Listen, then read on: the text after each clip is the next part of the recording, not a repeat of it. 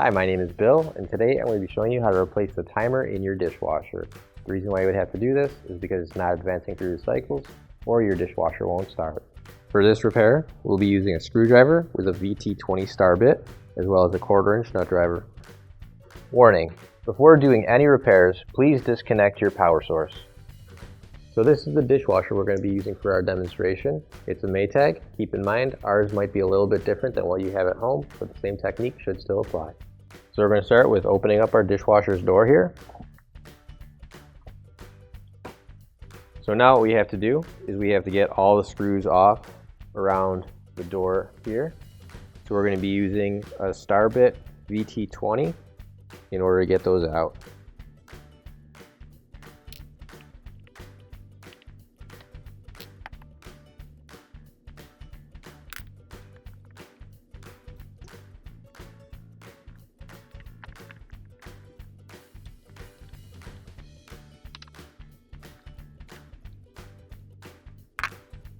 Now that we have all the screws out, what we can do is we can separate the two parts of the door now.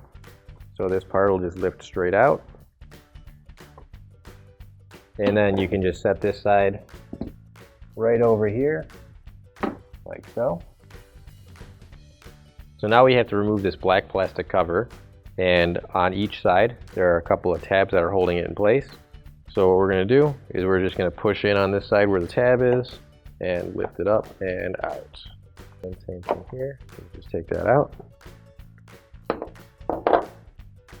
So this is our timer right here, and we're going to use a 1/4-inch nut driver to remove those screws.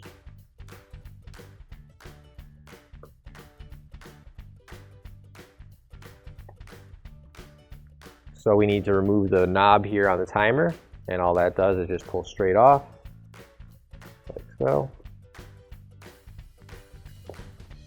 And then we can lift our timer out, like so, and we can unplug the wires now. Since we can get both sides here, you're going to just pinch in on the two tabs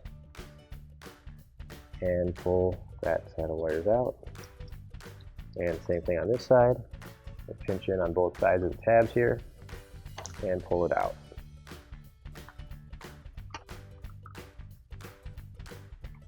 And now we're just going to unplug the grounding wire here, and that pulls straight out as well. Now you can grab your new OEM replacement timer. If you don't have one already, you can find it on our online store. So now we'll put our timer into place here, and we're just going to line up the screw holes as well as the knob. Put those in the proper places here, and now we can plug all the wires in and just line everything up, and it'll push right into place.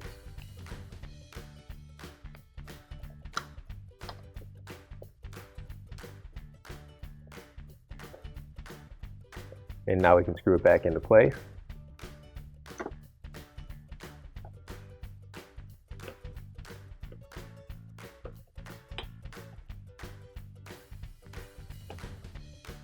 And now we can lift up the door a little bit and put our knob back on, and that will push straight on like so, and see that it works. And now we'll put our plastic cover back into place, lining it up, and then once we get it lined up, we can push it back down.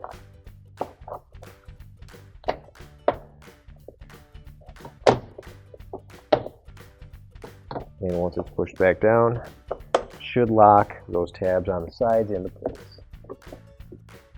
There we go. And now we'll put the other half of the door back on. And what we're going to do is make sure that all the screw holes line up, like so.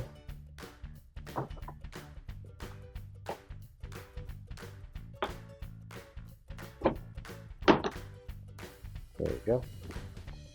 And once we do that, we can screw everything back in.